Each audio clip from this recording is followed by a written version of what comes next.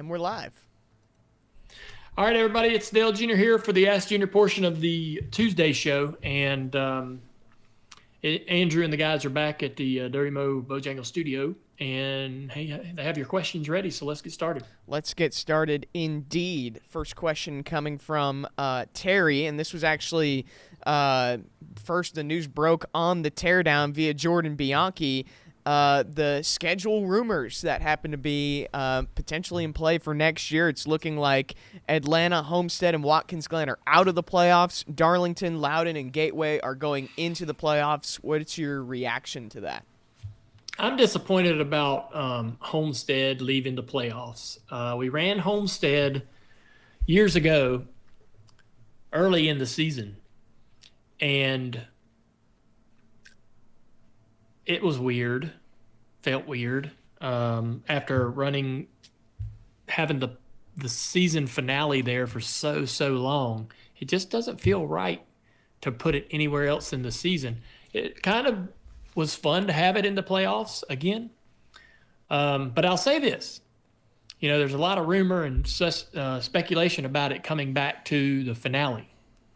So if it ends up being the finale, I'm okay with him sticking it in March or somewhere for a year. And maybe that's maybe that's sort of the trade-off. It's like they want to give some of these other tracks a little bit of an experience of what it's like being in the playoffs. And Homestead, you're going to be the finale, so we're going to stick you over here in March. Not a favorable date for you, probably. Not your favorite time of the year to be racing in the NASCAR series, but you're going to get back to the finale. Go sit over here for a bit while we sort of entertain these other tracks in the playoffs. So, Dale, I've got a hypothetical for you. I'm going to give you three options, and you can pick two. All right? So the first option is you keep Homestead in the playoffs. Second option is the Roval goes to the Charlotte Oval in the fall race. Or the third is North Wilkesboro gets a points race. Which two are you taking? Wait, I get two? You get two, not all three. I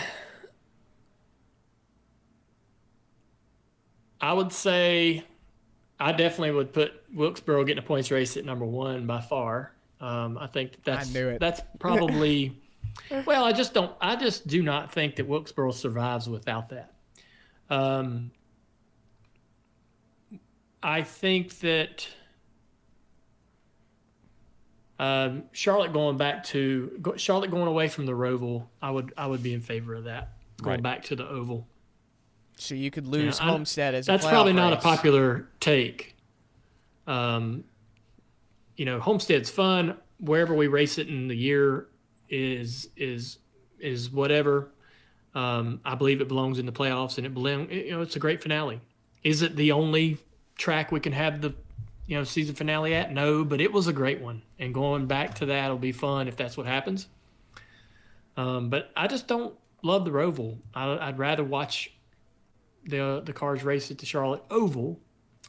Not a deal breaker. Probably won't ever happen. They'll probably never go away from the Roval. But I would keep Homestead in the playoffs, and I would be okay with leaving the Roval as is.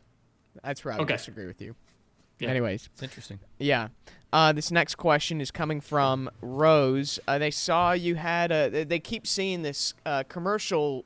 The Bass Pro Shops commercial that I think we just recorded. What behind-the-scenes details, what does a commercial shoot look like from your perspective? Well, they're pretty easy going these days. I put a lot of pressure on myself when I was younger to shoot commercials, and I was always really super nervous and awkward about it. So that if they ever turned out good, it was a surprise to me. But these days, I get a little bit more involved in the creative. So we shot a commercial in a Sam's Club for Hellmann's last week, and so I'll get the email about the idea for the shoot, and I'll help them rewrite the script and change the scenes around and stuff like that to where I think it's a better deal, and a more comfortable messaging from me or something that would be believable, right? And so it was fun. We had this. They wanted me to go to a Sam's Club and talk about this new this new Scan and Go app that they have, where you basically, it's pretty smart. You basically, as you're getting stuff off the shelf, you just scan it with your phone, put it in your cart, and then you pay on your phone, and you walk up to the clerk at the door and just show them your receipt. It's over. You don't have to go through the checkout line, not even self-checkout, right? So you're checking out as you're shopping. And that's where I think all this is headed. But anyways, they wanted me to do that. So how do I do that genuinely, right? That doesn't look corny or cheesy. And so we wrote a script as, hey, now that I don't race full time, I'm the guy that's in those Sam's Club or grocery stores, and when I run into people that I know, I talk their ear off. And so, like, Justin Allgaier's coming through trying to get some stuff for a barbecue for the 7 team at his house, and I'm like, hey, Justin, man, what's up? What you doing? Oh, you getting some ground beef? What's going on? And I've given him all kinds of advice on how to cook his burgers and using Hellmann's and all that stuff, and he's like, I gotta go. Like, I can't. Like, he's on the phone with his wife, like, I'm going to be here for 30 freaking minutes. And so I keep running into him and just slowing down his whole, process. So pretty fun. And you wrote that script? That was like your idea? I helped them change it to where it felt like something I would do. So it's when you see it, I don't look out of place, or it doesn't look forced, I guess. Yeah. Yeah. So I like that. I wouldn't never do that back in the day. I wouldn't. If I saw something, I'm like, this isn't believable, I would just do it anyways, But now I kind of get more involved in it, and I don't put a lot of pressure on myself for it to be great. I just try to be myself. And the one thing too is that I never knew, that took me a while to learn, is you got to be bigger than you think. Like more when you're yeah. Like you feel like you're overacting in a sense? Is that what you're getting at? You can be too big, right? Yeah. You can be too big, and we've seen instances of that, I think. But if a lot of times you're timid and you're not an actor, right? So you're not going to try to be an actor. But sometimes you got to push yourself to be a little bit bigger and react a little bigger and laugh a little harder and just try, because the camera tones it down. The camera, knocks it down, and that's tough. You have to see this. You have to watch. You have to get filmed shooting a scene, and then go over to the camera, watch the scene, and see where you're not nailing it, right? But it's just a commercial. I mean, it's not rocket science. Yeah. But it's fun. It's fun. It's fun. You try to do them, and you're like, man, I feel like I did a good job on this one. And sometimes they hit, sometimes they don't. And it's cool to see it on TV when it goes too. And also, yeah, go ahead. It is, yeah. I mean, that's the end result, right? Is to be able to see it on TV or see it where it's supposed to go live. And hopefully it gets approved the way you shot it. A lot of times the creative team or the brand, the sponsor, right, that you're promoting doesn't love what you shot, and you got to go back and redo it. Yeah. And also fun. And a lot of times they take a ton of the humor out, which is kind of, you'll write something that you're like, man, this is so funny. And they'll take the best part out. You're like, dang. Happens all the time. Happens with paint schemes too. You design paint schemes and you're like, this is awesome. And they're like, well, we don't love that part. And you're like, but that's the best part. And they're like, yep. And also, fun fact, Dirty Mo Media did that production. We do more than just podcasts. We shot that whole commercial. We shoot a lot of commercials. Yeah. Yeah. Final question I got for you. I'm so sorry. I'm missing your name right here. Yeah, Dalton. I think it's from Steve, and it's about the bracket challenge, right? Oh, yes, that's right. Who do you have winning the final? Tyler Reddick or Chase Elliott?